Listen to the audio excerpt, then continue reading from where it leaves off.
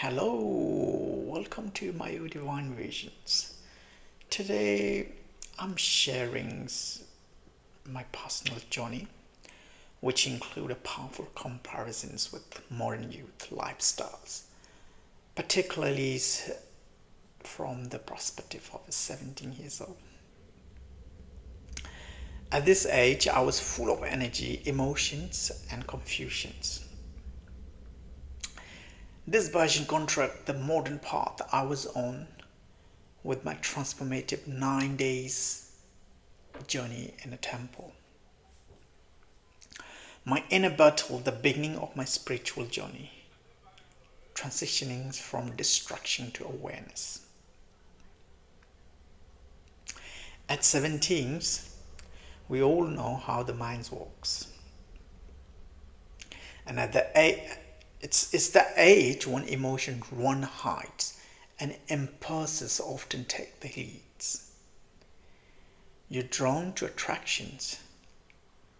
You want to be noticed, to look good, and to feel accepted. And I stood at the end of two walls. One was the wall I was born into, and a wall of noise, distractions, restlessness, a digital escape. The other was a quiet waltz I never expected to encounter, the secrets of silence, of temples, prayer, meditations, and disciplined lifestyles. Between these two walls, I discovered my true self. Like many young people at my age, I was full of energy. But it wasn't balanced. It was chaotic, driven by impulses, emotions, and the hormones of youth. I didn't know how to lead this energy output. I was overwhelmed by the pressures of identities, expectations, and social comparisons and internal confusions. I had questions deep down, but no one was capable to giving me answers. What do I do? My attention was scattered, my habits reactive, and my thoughts unstable. I look alive on the outside, but inside, I was searching. In today's world, most young people are caught in a current of constant stimulations, social media scrolls, fast dopamine hits, endless comparisons, and hormones hijack. We're told to chase success, beauty, attentions, and speed. But we're rarely taught to pause, to reflect, or to ask. It made me feel things like, who am I really? With my names and my belongingness, what is the purpose of all this? Just keep thinking, what should I do? This energy inside me. It got me thinking so deep. And I would say I was lucky because my parent knew my inner unstable talks and gave me unexpected opportunities to stay 9 days in a temple. Can you imagine that? I thought I could make it possible. But at first, I didn't fully understand the gift I was being handed. But I went there, dressed in saffrons. I entered a space where silence was the norm. and the noise of the world fell away because of the environment, and all my peers are disciplined, and each morning begins at 4 a.m. at a time most of my peers would call inhumans in my classroom.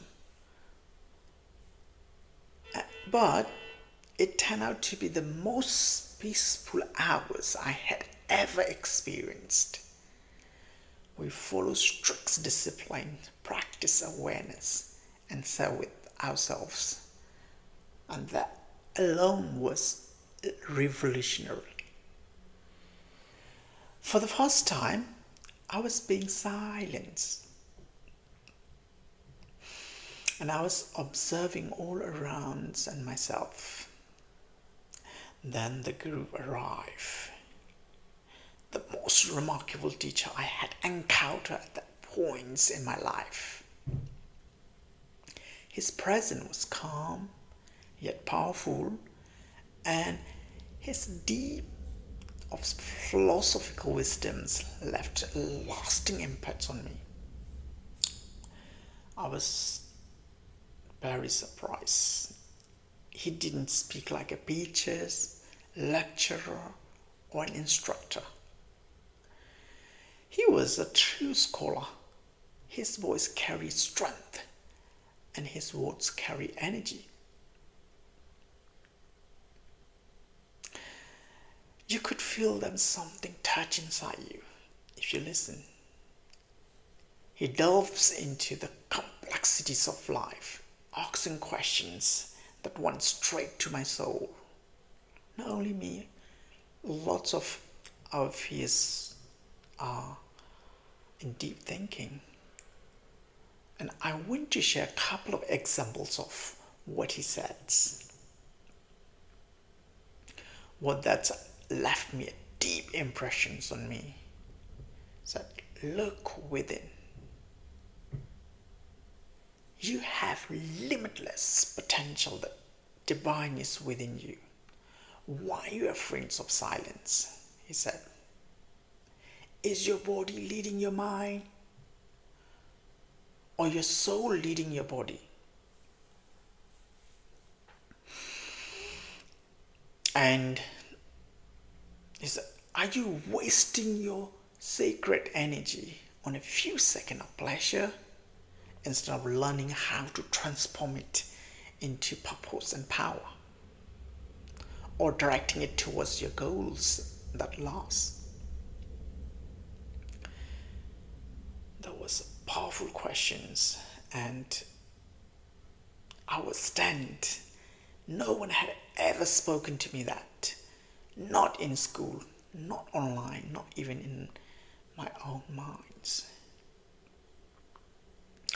And slowly, his presence began to shape something inside me.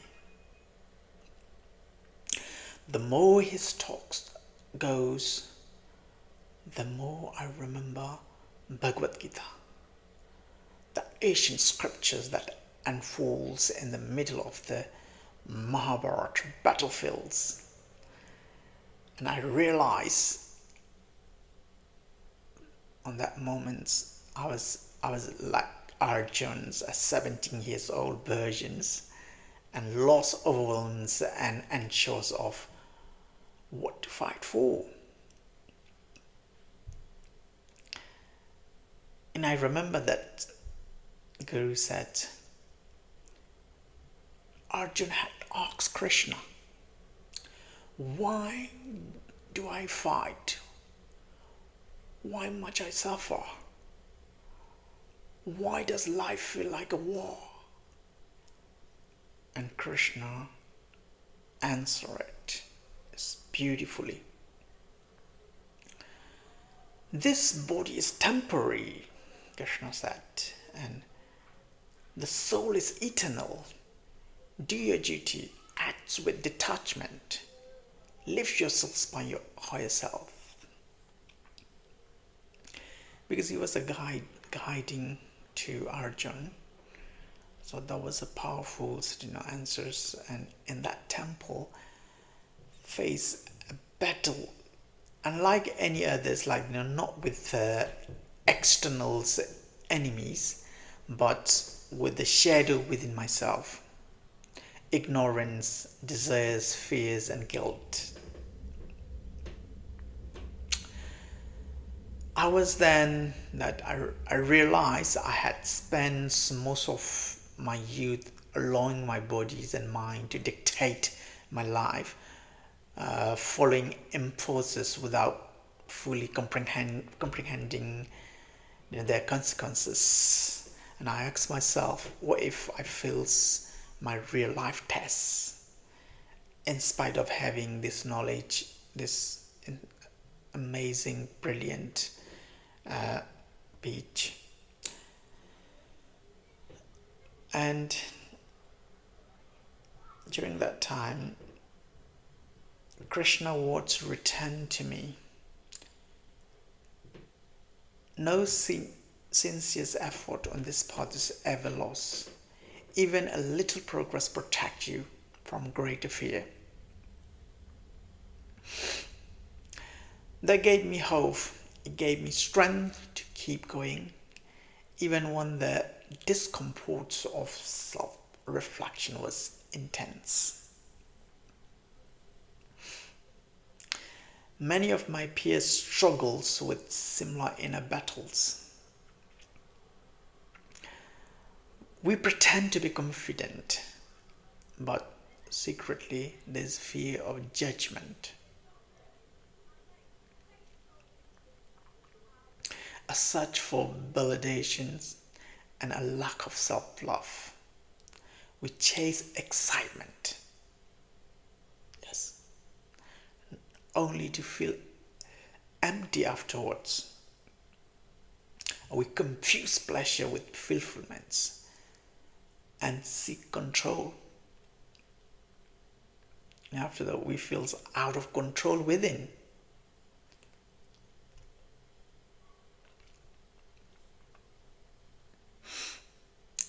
Let's dive deep into how people seem to be constantly posting perfect selfies on social media, and they use all these filters and captions that make them look so confident, but deep down I think they're worried about whether they are enough or comparing themselves to others. They are always checking their Instagrams or TikToks to see who's like their stories or videos like that. The eyes are always in there. And they feel good when they get attentions, but when it's tough, they feel insecure and unsure of their worth without external praise.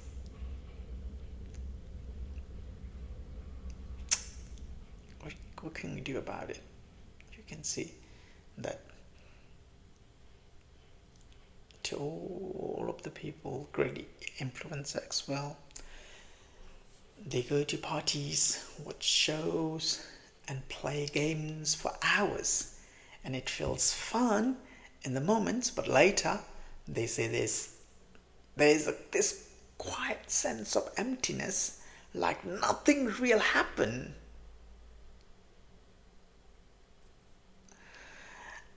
And they even watch porn and seek temporary pleasures.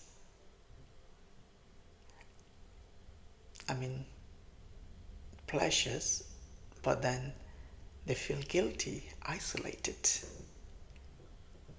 low on energy. So on the other hand, they say that feeling fulfills come from creating something, helping someone, or growing as a person.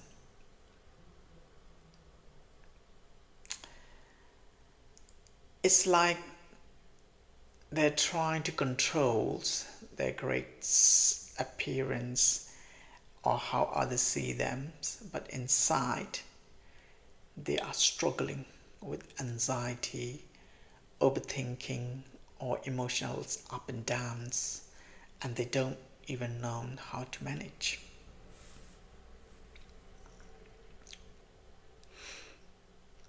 So we are here to learn and navigate our emotion intellect to the right tracks. So let me continue that. In the temples, the guru showed me something different. He showed me how to observe my mind, how to sit with my emotions, how to redirect my energy. Not downward into addictions, but upward into awareness. So, how do I lead my energy upwards? I ask. We all, not only me, all of our peers ask and smile, and first know that your energy is sacred. You don't need to suppress it, just learn to channel it through breathing,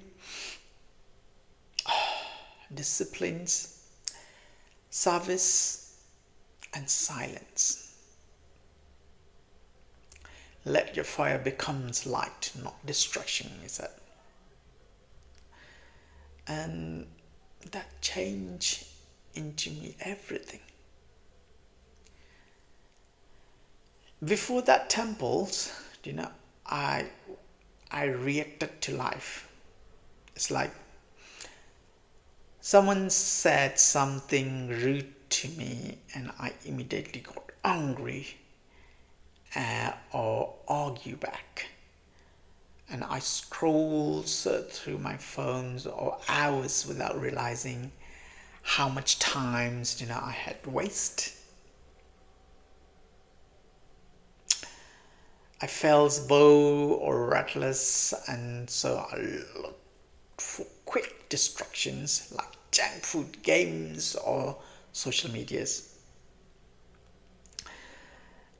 I compare myself constantly to others online and felt low about my own life.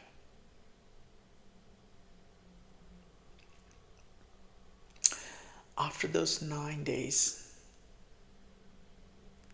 I began to reflect on it. Once someone upset me, I took deep breathings and thought, why I am reacting like this? Before responding, I became more aware of how I spend my time and start using it for things like that, both peace or growth. I learned to sit with my boredoms or emotions, observing them instead of escaping them. Instead of comparing, I started appreciating what I had and focus on my own path.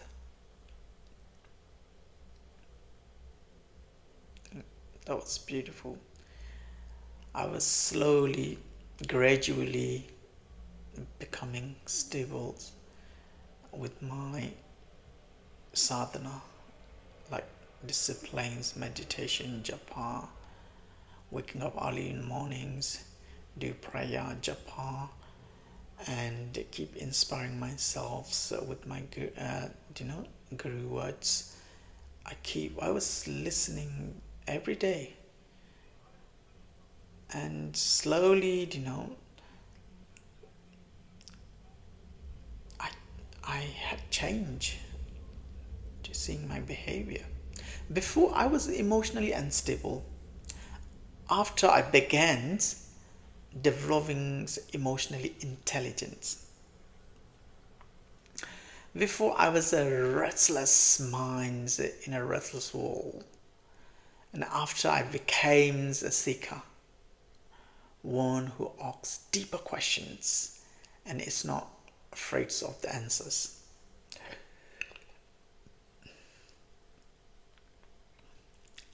The modern lifestyles for youth is fast, loud, and filled with distractions. As I'm lucky, I now know how to navigate my mind. I'm trying to encourage myself to become the best version of me. What I learned is that clarity, peace, and purpose that don't come from running faster. They come from stopping and listening inward.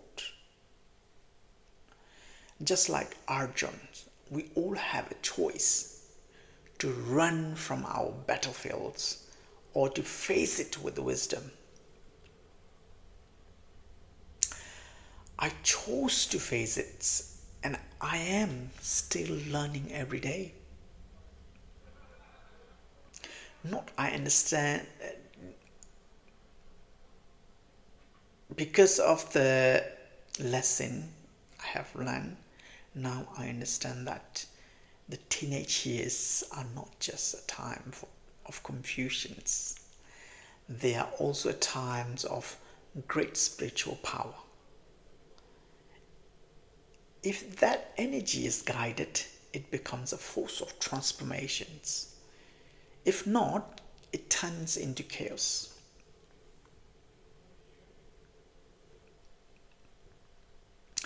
I'm eternally grateful for my guru who did not give me answer. He gave me not only answers but gave me better questions.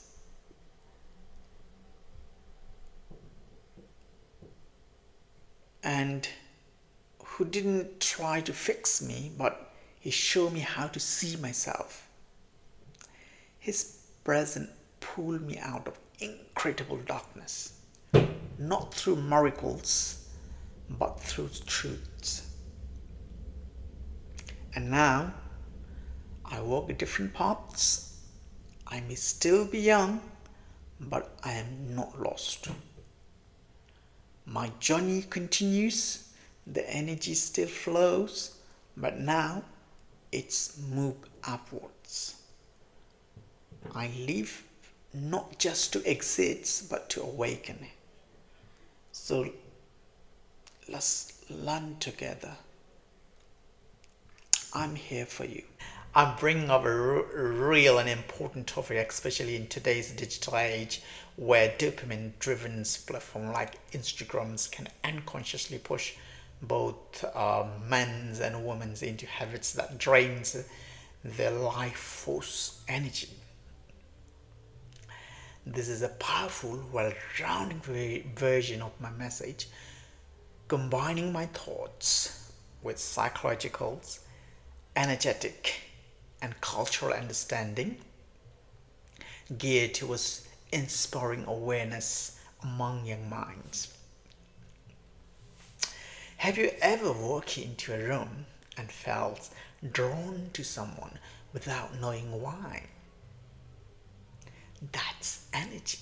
A calm, confident man who is deeply rooted in his purpose will naturally attract others. Not by words, but by presence. A woman glowing with self-awareness and emotional balance will be magnetic, even without speaking. It's not about looks or status, it's about vibrations. Think of a speaker who cultivates without shouting, or friends whose hugs feels healing. Their energy is aligned.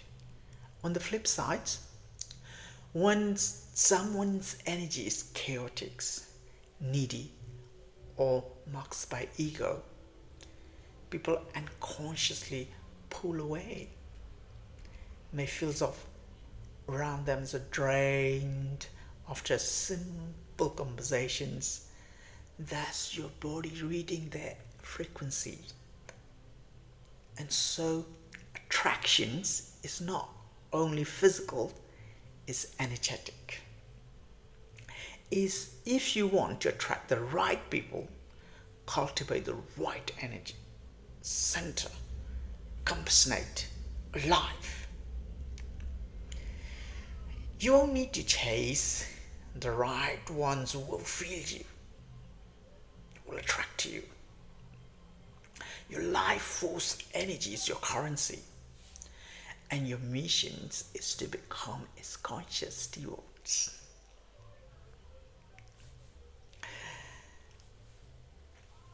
Would you rather spend it unconsciously, your life force energy, or wasting it in temporary heights, or investing in purpose, creativities, and healing? Energy flows through the seven major energy centers of the body, and also known as a chakra, each tied to glands or co-human functions.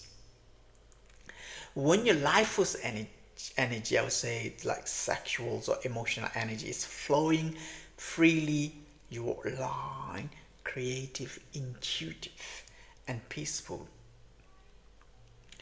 But when emotional baggage, trauma, or unconscious behaviors block that flow, it gets stuck and creating tensions, illness, confusions, or compulsive behavior. Let me explain you seven chakra. Root chakra, we call it adrenal glands. Function, survival, it's like grounding and physical safety. And that blockage will be like fear, insecurity, poverty mindset, or over controlling. So it could be, you could feel like anxiety, lack of directions, constant fight on, let's say someone's always anxious about money or the future, stuck in survival mood, may have blocked root chakra, root energy, drain adrenal glands, and feeling chronicle tired. That's a root chakra, adrenal glands, survivals and grounding. So solutions is like walk on the natural grounds and up or grass, go to the park and quiet spaces, practice grounding like yoga, mountain pose, eat root vegetables, carrot, beets, potatoes, breathe deeply into your belly, fills your body weight, and practice gratitude for shelter, foods, and your body. Because you can have a look at your body, how much root chakra, how much earth elements you hold. Some people are very happy, they hold lots of earth chakra, earth elements. So second is sacral chakras and sexual organs, stay in sexual organs underneath the navel. Functions like pleasures, sensualities, creativities, and relationships. Blockage can be guilt, shames around sexualities and emotional dependency. And symptoms will be like addictive behavior, like porn or even over masturbations, lack of passions, intimacy issue. Examples, I can give you examples. A young person who watch porn daily may feel they're emotionally relaxed but deeply unfulfilled, unable to overuse our sexual energy or guilt. Sacral chakra is we call it gonad, and solutions could be engaging in creative expressions, dance, painting, writing, sets healthy emotionals and sexual boundaries, channels sexual energies into creative projects, reduce porn macerations to increase energy flow, drink plenty of waters and flow with emotional awareness. That's is the second chakra. And the third is a solar flux. So it's organ is like in the pancreas organs, and is about your willpower, confidence, identities. You want to create some kind of identities that will yeah, that is, you need to use lots of energy, and a blockage could be like shame, lack of self-worth, powerlessness. Symptoms like digestive issues, procrastinations, self-doubt. For example, someone's always needing external validation, like or socials media may have blocked solar flux energy and causing them to yield not enough things after success.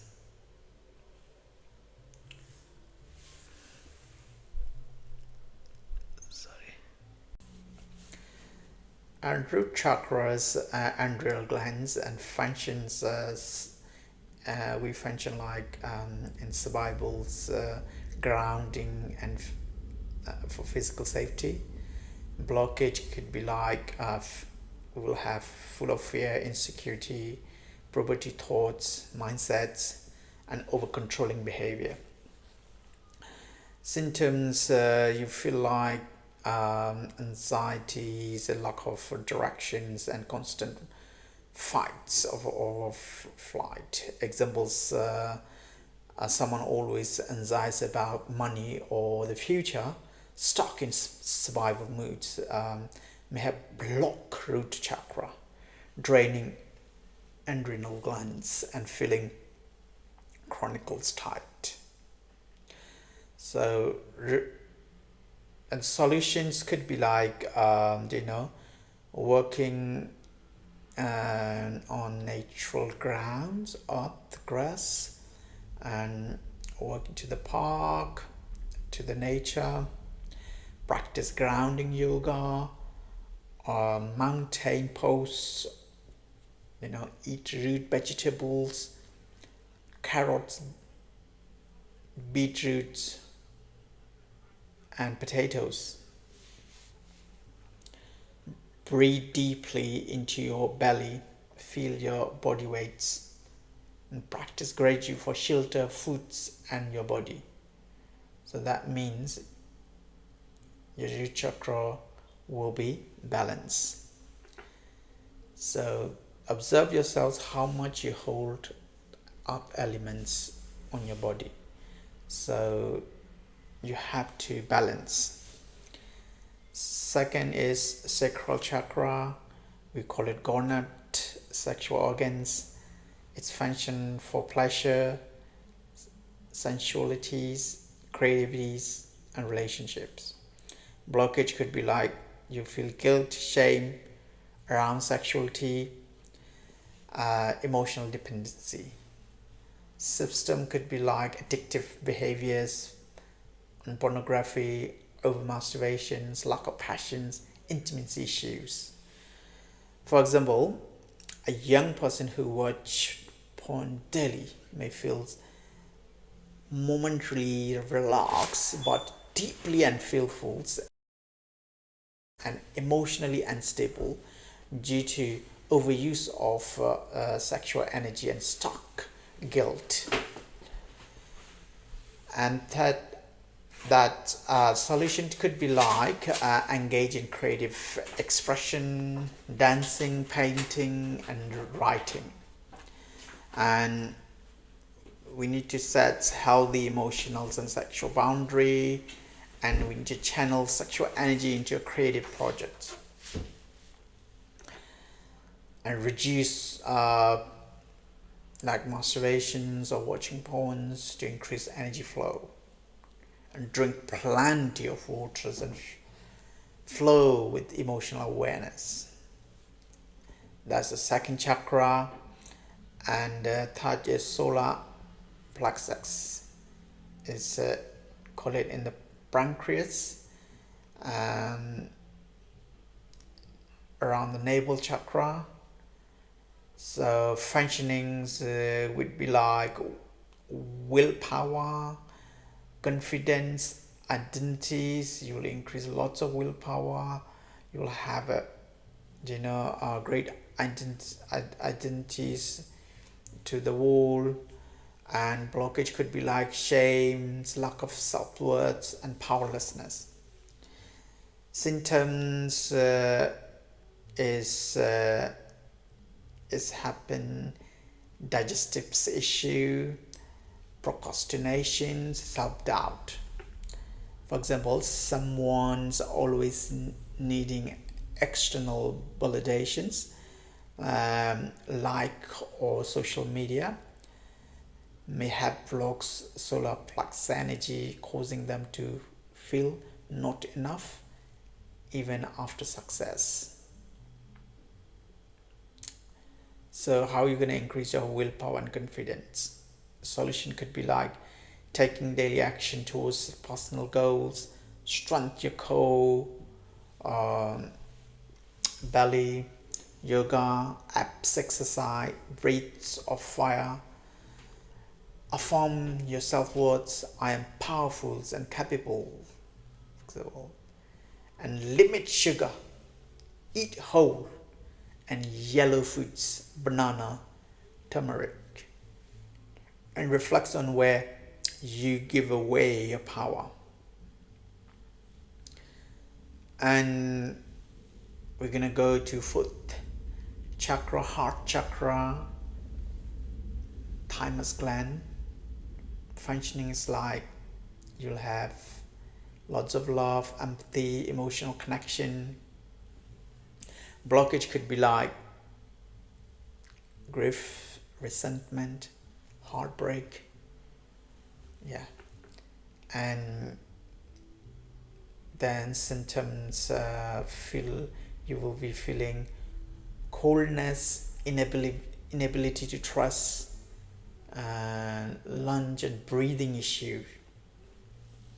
For example, a woman holding on to past relationship pains may close her heart chakra, healing numbs and unable to receive love even when it's offered.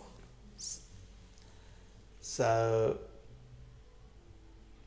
what is the solution?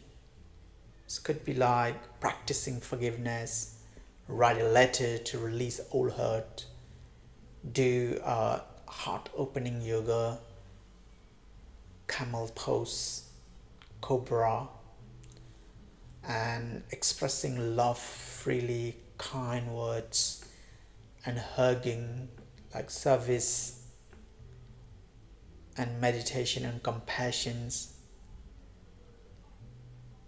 metta meditations, and breathing deeply into your chest with calm musics.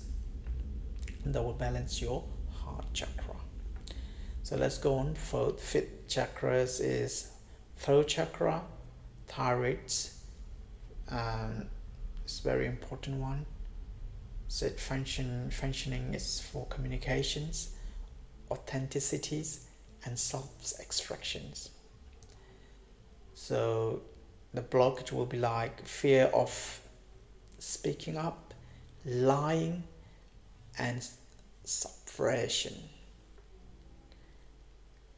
Symptoms is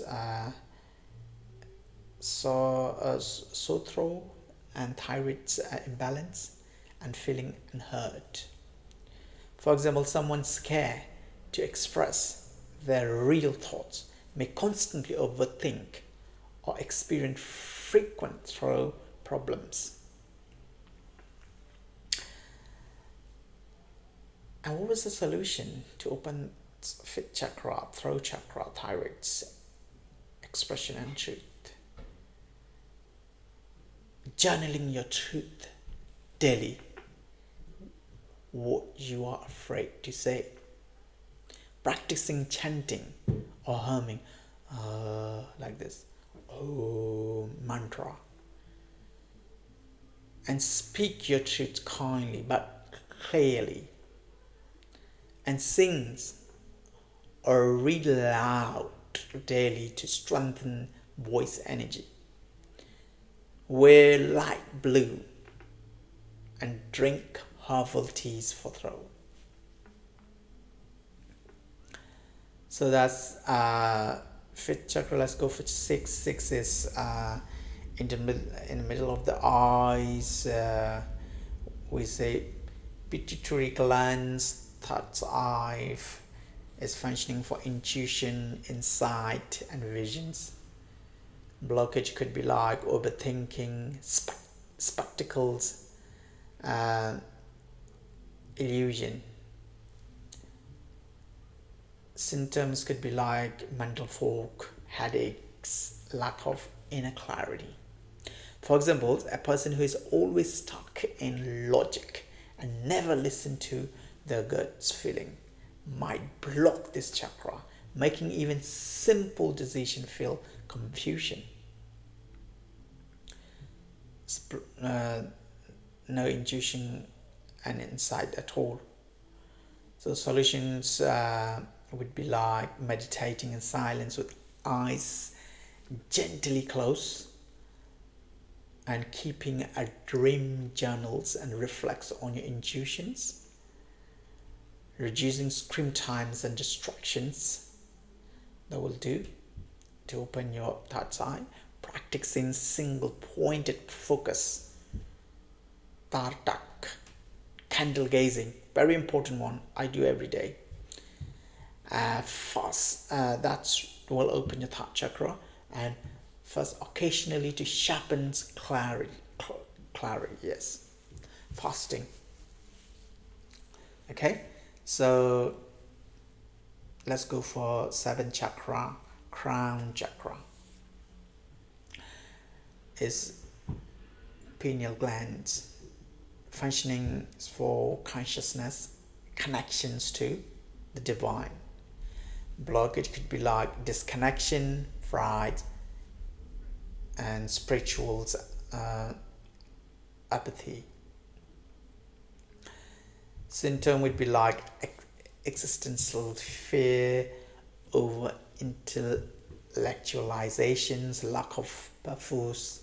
For example, someone who avoids silence, meditations, or reflections may feel lost or depressed even with external success because they are cut off from higher awareness. So how are we going to open crown chakra? What is the solution? Spending times in silence and spending times with the nature, or prayer, practicing stillness and surrendering yourselves and let go of control, and meditating on I am connected, I am love, and avoiding toxic media or ego-driven drama, and cultivating awe, stargazing, reading spiritual texts that will open your crown chakra. So why this matter? Why are we doing this? Because energy stuck in any one of these glands and doesn't just block spiritual progress, it affects your mental health, relationships, productivities, and physical well-being. Do you know we work with all seven chakra? Whatever you feel is all seven chakra. In this base wall, we are blessed with many religious paths and spiritual traditions. Let's say Hinduism, Islam, Buddhism, Christianity, and more. At first place, these paths may seem different in ritual languages,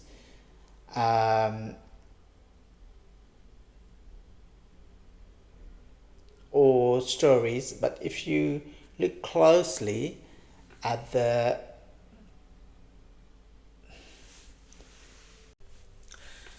why this matter, because energy is stuck in any one of these glands and doesn't just block spiritual progress. It affects your mental health, relationship, productivities, and physical wellness. In this base past world, we are blessed with many religious paths and spiritual traditions. Hinduism's, Islam's, Buddhism's, Christianities, and more. And these paths may seem different in ritual, languages, or stories, but if you look closely at the hearts of all these religions, they are all teach the same beautiful truths: love, compassion, peace, forgiveness, and human well-being. Every relation guides us to become a better version of ourselves, to live with kindness, to support one another, and to cultivate inner peace. Whether someone follows Jesus Christ, Allah, the Buddha, or the Hinduism's, Sanatans, where we have many gods and goddesses. They're all pure being.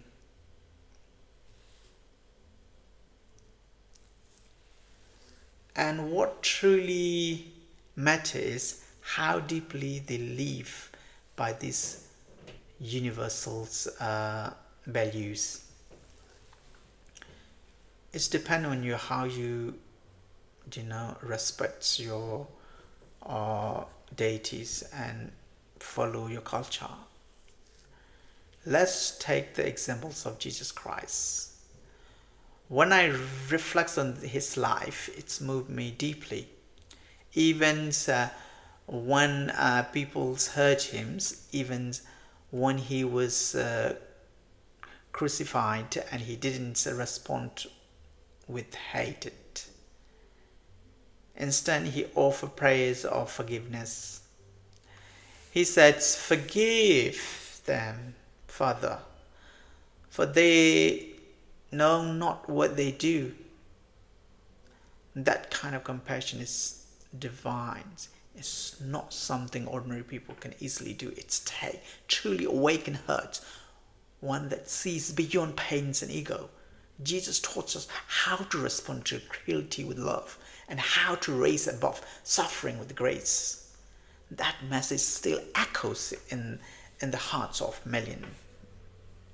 Similarly, in Islam, Allah is referred to as Arham, the most merciful. Arhams is the most compassionate. These names themselves carry a vibration of kindness and remind us that we are loved and held by a power greater than us. So in Buddhism, the focus is also on mindfulness, compassion and peace, not harming others, but understanding the roots of our suffering and transforming it through awareness. So now, let me share something very close to myself. My personal connection with the Lord Shiva.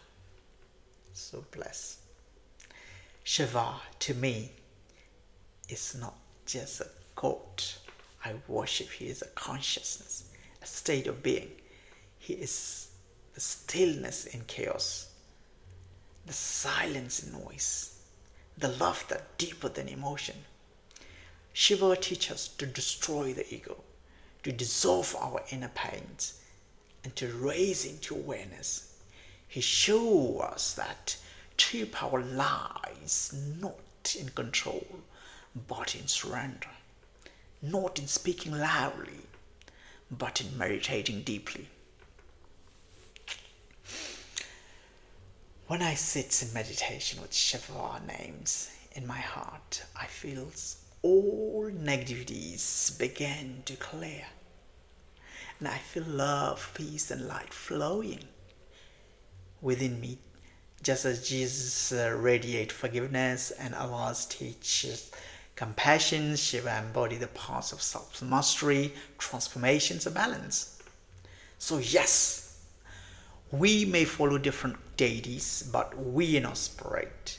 We are all children of the same divine source. And if we live by the values of our gods and goddesses have shown us the kindness, compassion, humility, and peace, we are working the paths of truth, no matter what names we call it by. Shiva consciousness is love beyond judgment. Every day I find myself drawn more deeply into the presence of my love deity, Shiva.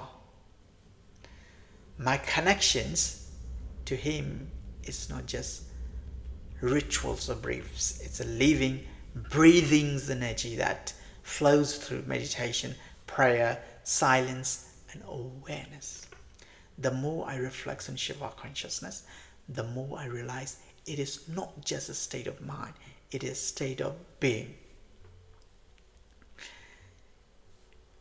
To be immense in Shiva consciousness is to live in deep and conditional love, not just for one person, not just for the divine, but for all of existence.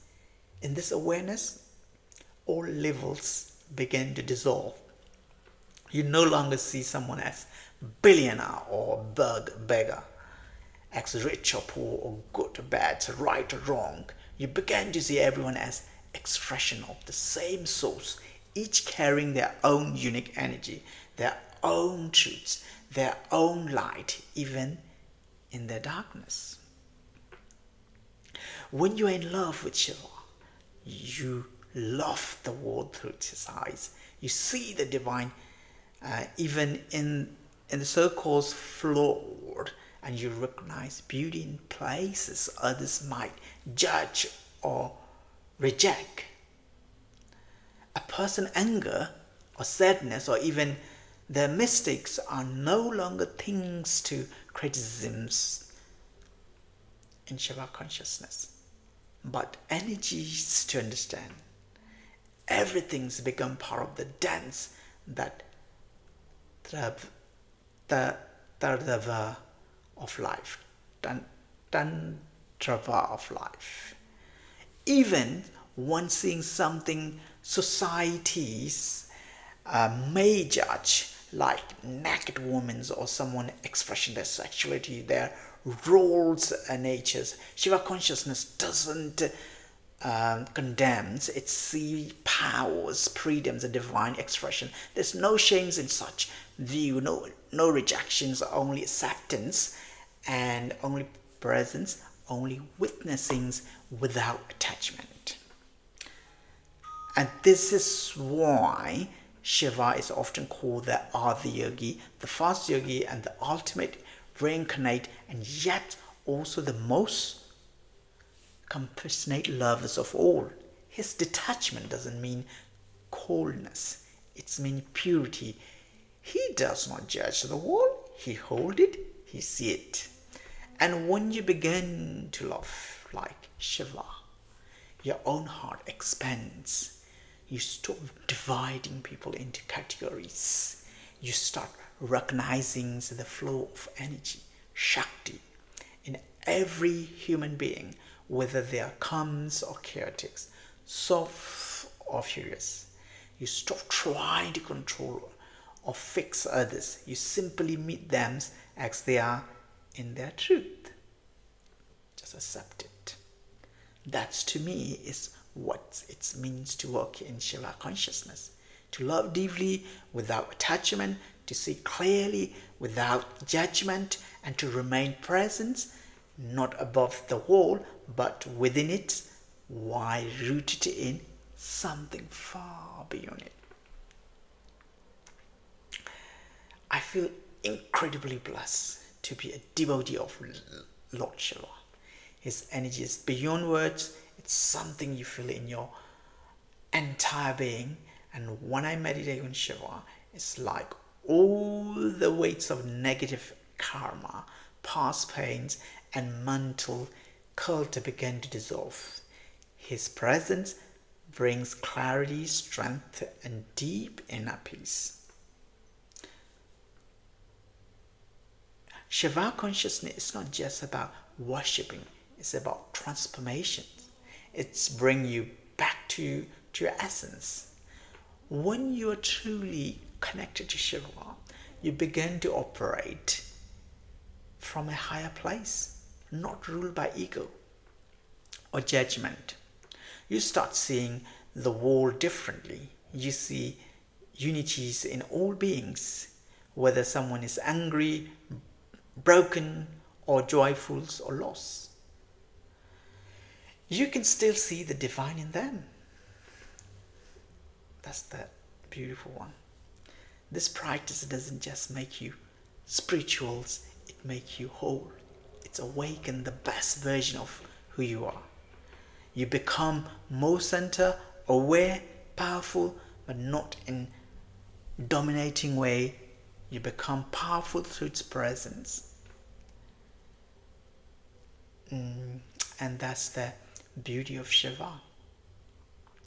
He doesn't ask you to be perfect, only to be present, real, and open to truth.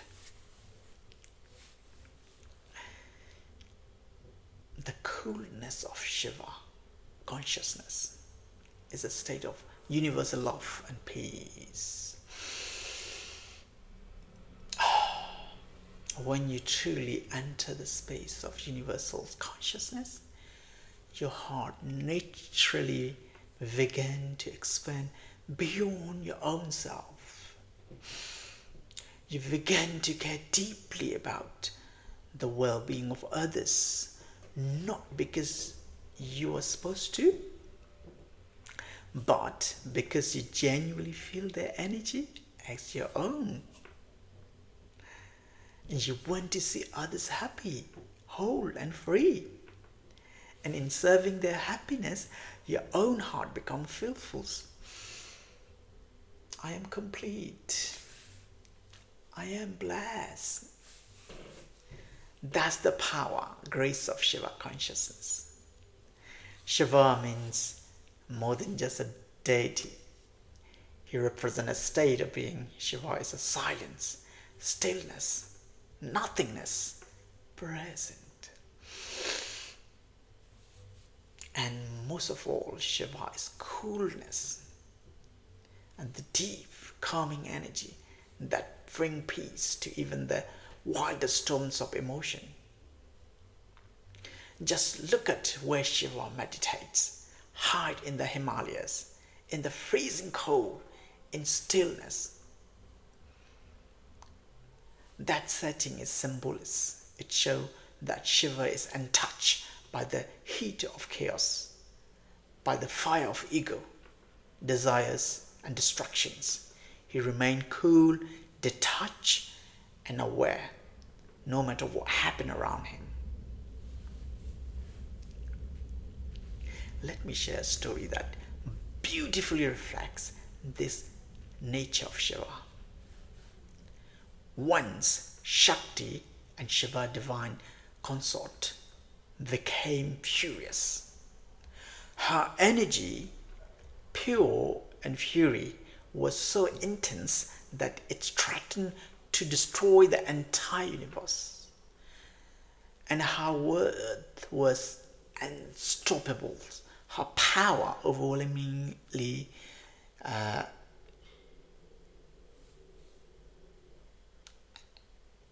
scary. No gods could intervene. So what did Shiva do? He did not fight her. He did not run away. He simply lay down in her path with total surrender and with total stillness. And one Shakti in the form of Kali stepped on Shiva's chest. In that very moment, she awoke and she became conscious. And she saw who she was stepping on, her love, her divine counterpart, the source of the come itself. That realization cool her fire. The furious energy transformed into compassion. Her awareness returned. She came back into balance. That's why when you tap into Shiva consciousness, you become the coolness of the coolness. Cool. This story is not just mythology. It's a deep truth about the nature of consciousness. Shiva coolness is not weakness. It's supreme power. It's the kinds of power that doesn't need to control or dominates or reacts. It's transformed simply by being. When you enter that same Shiva consciousness, you too becomes a transformer of energy. No matter how intense life gets, whether it's someone's angry, stress, chaos, or pains, your presence alone begin to calm the situation. You begin to act from love, from detachment, and from awareness. And that make you incredibly powerful, not in the material sense, but in the spiritual one.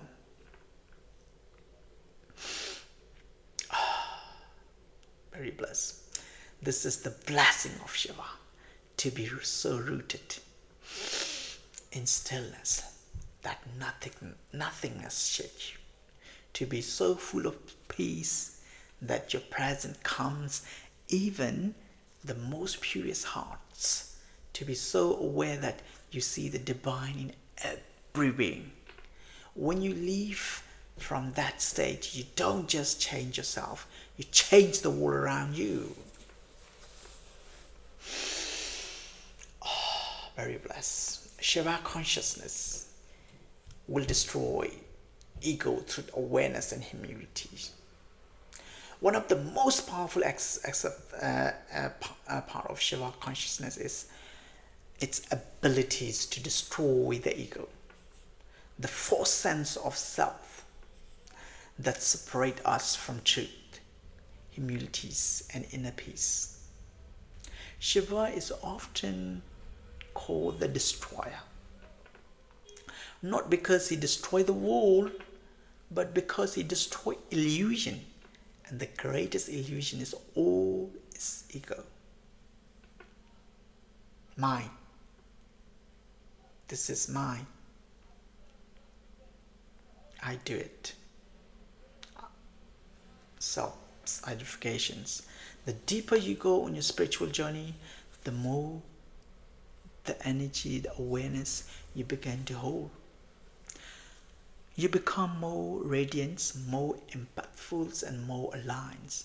But this is also when ego can sneak quietly, convincing so that you are one achieving all of it and you are greater than others. And that's exactly where Shiva presence becomes essentials. There's a beautiful story in our ancient scriptures that explain this clearly, and the story of Brahma and Vishnu. You may have heard this story. Brahma, the creator, he creates us. Vishnu operates us, and the preserver.